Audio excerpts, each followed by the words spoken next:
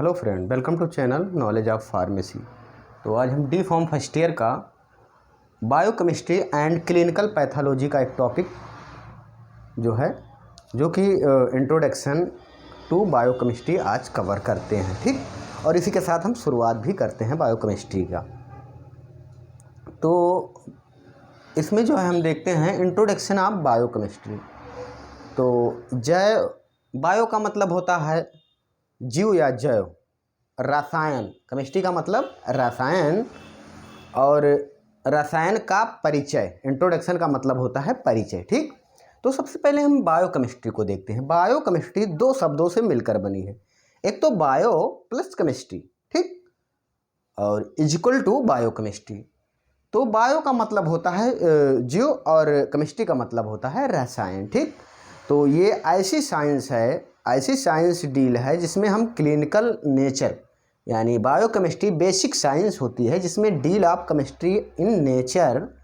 Chemistry का जो nature होता है, क्या जो नेचर होता है, केमिकल का जो बिहेवियर होता है, जो कि उसका व्यवहार होता है केमिकल का, और लिविंग ऑफ लिविंग मैटर, जो लिविंग मैटर यानी जंतुओं में या जीवों में जो क्रियाएं होती हैं, लिविंग में जो क्रियाएं होती हैं, जो केमिस्ट्री होती है, उसी को हम बायोकेमिस्ट्री कहते हैं, और उसी को इसमें हम स्टडी करते हैं। आप ये डिफिनेशन बायोकेमिस्ट्री इन्वॉल्व स्टडी आप लिख सकते हैं, ठीक। तो उसमें होता क्या है, तो सबसे पहले एक नंबर पे chemical constituent of living matter, जीवित पदार्थों के रासायनिक घटक, मैटर मतलब घटक का हम इसमें अध्ययन करते हैं। Chemical change occur organism during digestion, absorption and excretion.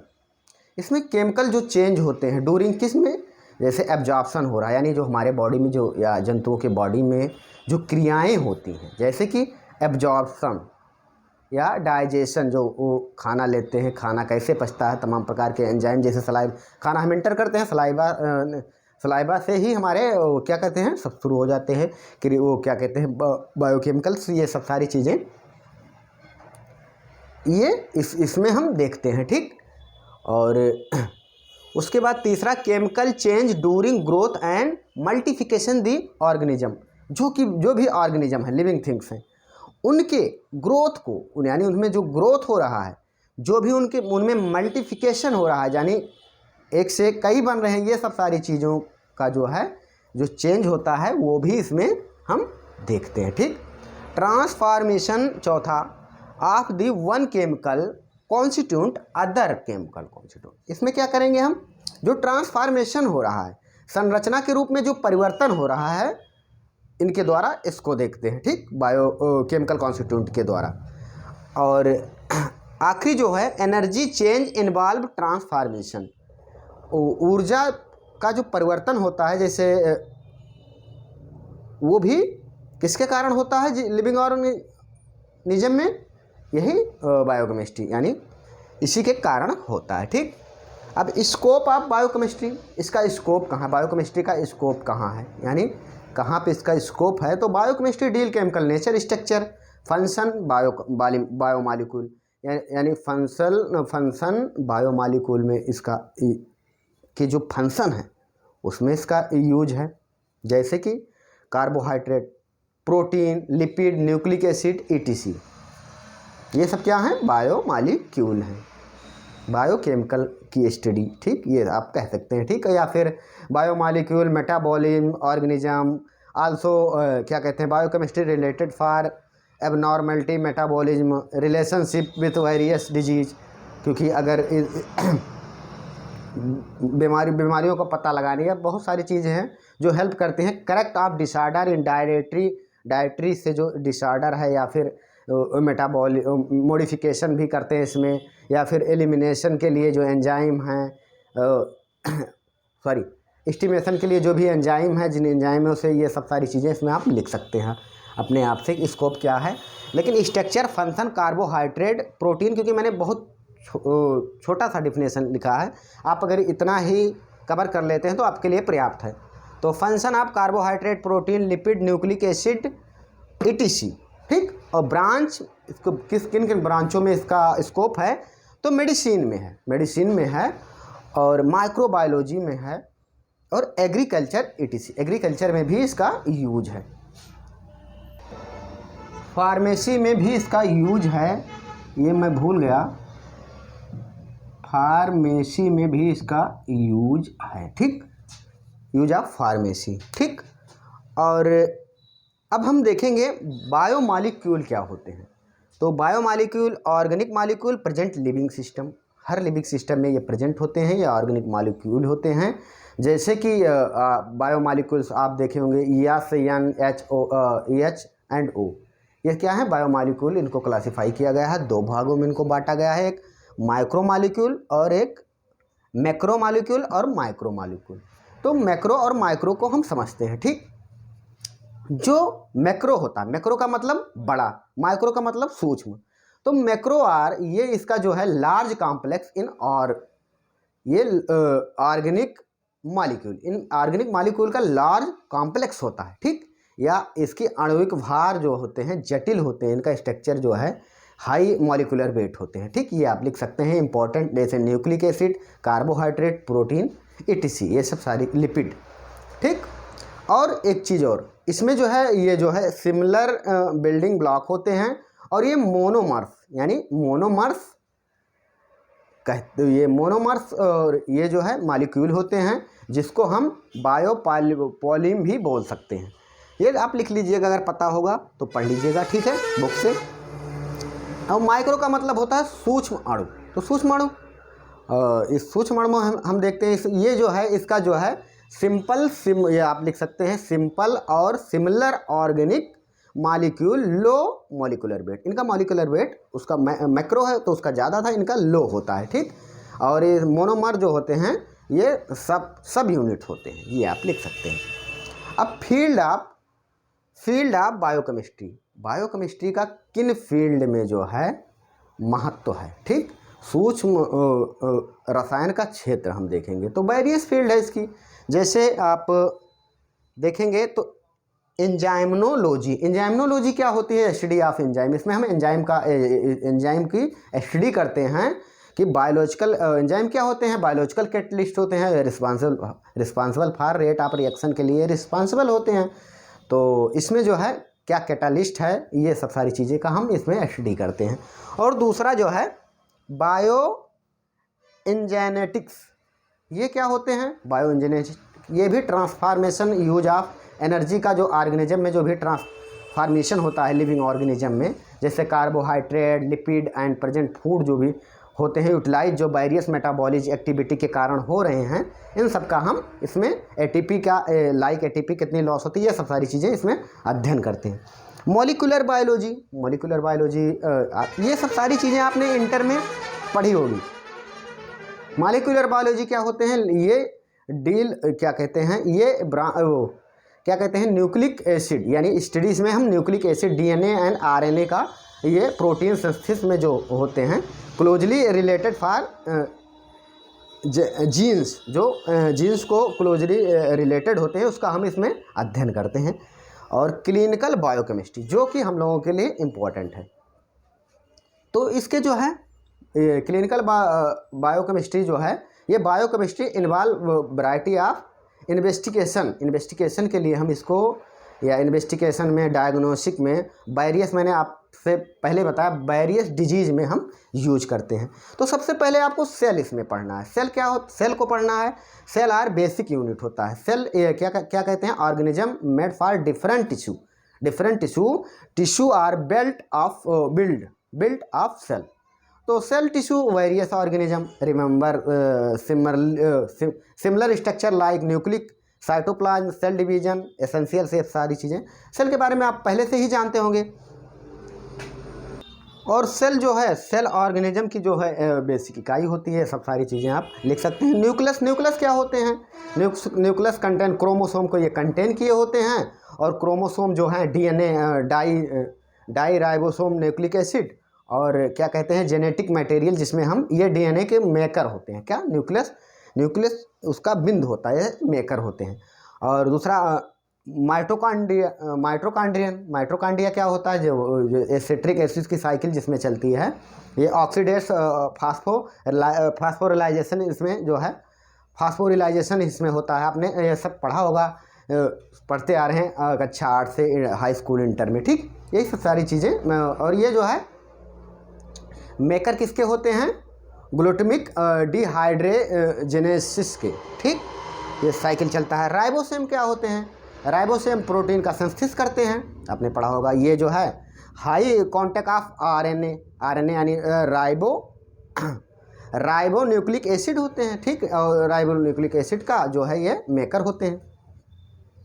अब तीसरा एंडोप्लाज्मिक रेटिकुलम, ये मेंबर क्या कहते हैं, ये जो है मेंबर बॉन्ड होते हैं, जो कि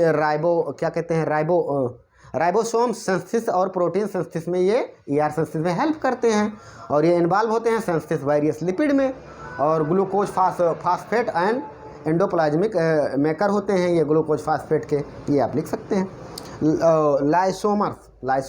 लाइसोमर्स क्या होते हैं, लाइसोमर्स वैरायटी ऑफ डिग्रेटिव ऑफ एंजाइम का ये डिग्रेटिव करते हैं इनसाइड ऑफ सेल, ये मेकर होते हैं लाइसोसोम के, यानी एसिड फास्फेट के ये मेकर होते हैं।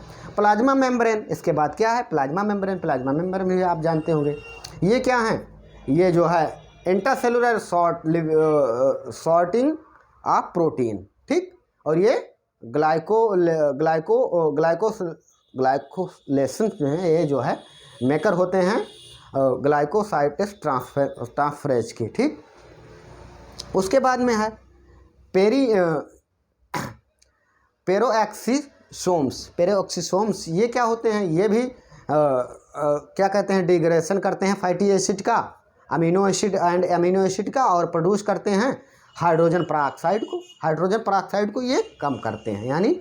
और ये क्या करते हैं, आल्सो प्रोड्यूस फॉर ये यूरिक एसिड का, ये जो है कैटालाइज एंड यूरिक एसिड का ये क्या करते हैं, ऑक्सीडेज करते हैं।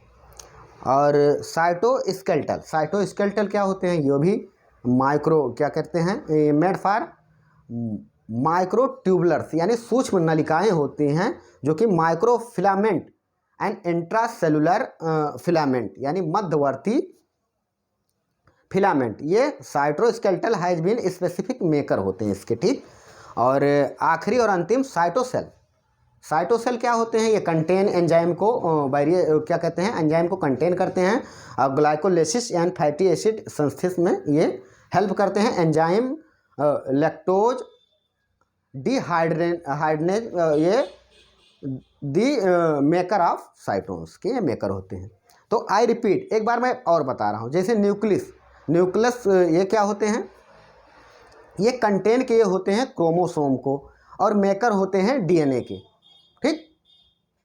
और माइटोकॉन्ड्रिया में सिट्रिक एसिड साइकिल चलता है, और साइकिल ऑफ ऑक्सीडेज और फास्फोरिलेशन ये भी होता है, और ये मेकर होते हैं ग्लूटामिक डाइहाइड्रोजिनेज के, ठीक। और राइबोसोम की बात करें तो ये प्रोटीन संश्लेषण का कार्य करते हैं, और मेकर होते हैं RNA के। एंडोप्लाज्मिक रेटिकुलम क्या करते हैं, ये फंक्शन में, इसके आप देख सकते हैं, ये फंक्शन इनका क्या है, ये प्रोटीन संश्लेषण या लिपिड संश्लेषण में हेल्प करते हैं, और मेकर होते हैं ये किसके, ये मेकर होते हैं ग्लूकोज फास्फेट के, 6 फास्फेट के, ठीक। और लाइसोसोम्स ये डिग्रेडेटिव ऑफ एंजाइम का डिग्रेडेटिव करते हैं, और एसिड फास्फेट के ये मेकर होते हैं। प्लाज्मिक मेम्ब्रेन ये ये क्या करते हैं, ट्रांसपोर्ट ऑफ मॉलिक्यूल, और ये सोडियम और ATP को ये 5 न्यूक्लियोटाइड में कन्वर्ट करते हैं, ठीक, पोटेशियम को। और गोल्जी अपार्टमेंट ये गोल्जी का उपकरण जिसे हम बोलते हैं, ये क्या करते हैं, आपने पढ़ा होगा। तो ये सॉर्टिंग ऑफ प्रोटीन ग्लाइकोसाइलेशन में, ठीक। और ये मेकर होते हैं ग्लाइकोसाइटल ट्रांसफरेज के, ठीक। और क्या कहते हैं, पैरेक्सिसोम्स ये क्या करते हैं, digression of fatty acid and amino acid का प्रोडक्शन करते हैं और डिग्रेशन करते हैं H2O2 की, हाइड्रोजन पेरोक्साइड का, ठीक। और ये कैटालिस्ट होते हैं, मेकर होते हैं catalyse of uric acid oxidase की। साइटोस्केलेटल ये मेड फॉर माइक्रोट्यूब्स, यानी माइक्रोट्यूब्स जो सूक्ष्म नलिकाएं होती हैं, microfilament and interface of filament, इनका ये फंक्शन होता है। और ये नो स्पेसिफिक मेकर, ये मेकर नहीं होते हैं। और साइटोसोल ये एंजाइम ऑफ ग्लाइकोलाइसिस और ये फैटी एसिड के सिंथेसिस में हेल्प करते हैं और मेकर होते हैं लैक्टोज डाइहाइड्रोजिनेज की। रिपीट, अब तो आपको समझ में आ गया होगा। अब हम देखेंगे एक्सपेरिमेंटल अप्रोच इन बायोकेमिकल, ठीक। तो इसका जो है ये क्या होते हैं, स्टडी होती है ऑर्गेनोलेस की, जो बायोकेमिकल के प्रोवाइड करते हैं, क्या करते हैं, इन्फॉर्मेशन या फंक्शन। तो आप इतना लिख सकते हैं, study of organelles for biomolecule provide information function of metabolism. Metabolism में जो फंक्शन प्रोवाइड करते हैं ये दो प्रकार के होते हैं। एक तो आप ये आइसोलेशन ऑफ ऑर्गेनोली बायोमॉलिक्यूल, ठीक। ये जो है आइसोलेशन यानी अलगाव का काम करते हैं और डिटर्मिनेशन ऑफ देयर स्ट्रक्चर, ये दो भागों में इनके बांटा गया है। तो आप ये देख सकते हैं आइसोलेशन ऑफ बायोमॉलिक्यूल। तो आइसोलेशन ऑफ सेल बायोमॉलिक्यूल ये ब्रेक डाउन करते हैं, क्या करते हैं, सेल का ब्रेक डाउन करते हैं, सेल को ये ब्रेक डाउन करते हैं या फिर डिसरूपेटेड करते हैं लेटर और बायोमॉलिक्यूल सेपरेट फॉर फंक्शनाइज।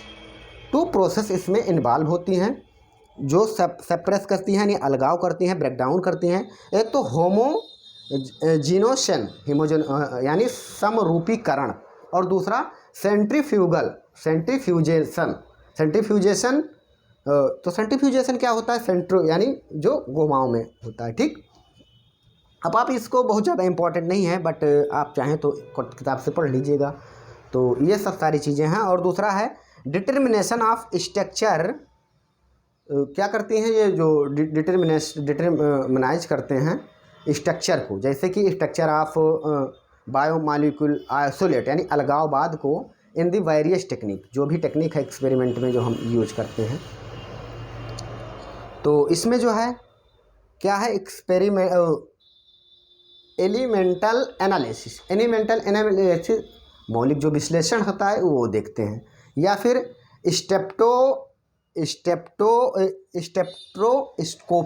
स्टेप्टोस्कोपी में जो यूज करते हैं, जैसे अल्ट्रावायलेट, AIR एंड NMR, ये सब सारी रेंज होती हैं, उसको हम यूज करते हैं। मास ऑफ स्पेक्ट्रोमेट्री जो होती है उसमें यूज करते हैं। ये डिटर्मिनेशन यानी कि निर्धारण के लिए, ठीक। एक्सरे एंड क्रिस्टलोग्राफी, एक्सरे की क्रिस्टलोग्राफी में हम इसका यूज करते हैं, क्योंकि हम एक्सपेरिमेंटें तो पढ़ रहे हैं, तो ये सब सारी चीज़ें उसमें यूज करते हैं। और अंतिम टॉपिक है function and metabolism. Function and metabolism में क्या यूज करते हैं, तो ये जो है फंक्शन एंड मेटाबॉलिज्म में जो है बायोमॉलिक्यूल की स्टडी करते हैं, जैसे इसमें इंटैक्ट एनिमल यानी बरकरार जानवर, होल सेल्स संपूर्ण सेल, ठीक। और टिश्यू ऑफ होमोजेनेटिस, जो उसका ऊतक का जो होमोजेनेटिक्स है वो। आइसोलेशन ऑफ सेल ऑर्गेनिक, जो अलगाव है, पृथक करते हैं हम ऑर्गेनिज्म को। मेटाबॉलिज्म ऑफ एंजाइम के मेटाबॉलिज्म में हम इसको देखते हैं। जैसे आप आइसोलेशन में आप देखेंगे कि आइसोलेशन ऑफ इसका जो ग्राफ है वो भी आप देख सकते हैं, जब आप डिवाइड करेंगे वो आप इसको वहाँ पढ़ लीजिएगा। Okay, thanks. इतना आपको पर्याप्त है। अगर इतना आप इस स्क्रीनशॉट लेके आप कॉपी में लिख के रख सकते हैं तो बड़े आराम से ये आपका एक topic introduction of biochemistry clear है। Okay, thanks. हम फिर मिलते हैं नेक्स्ट वीडियो में।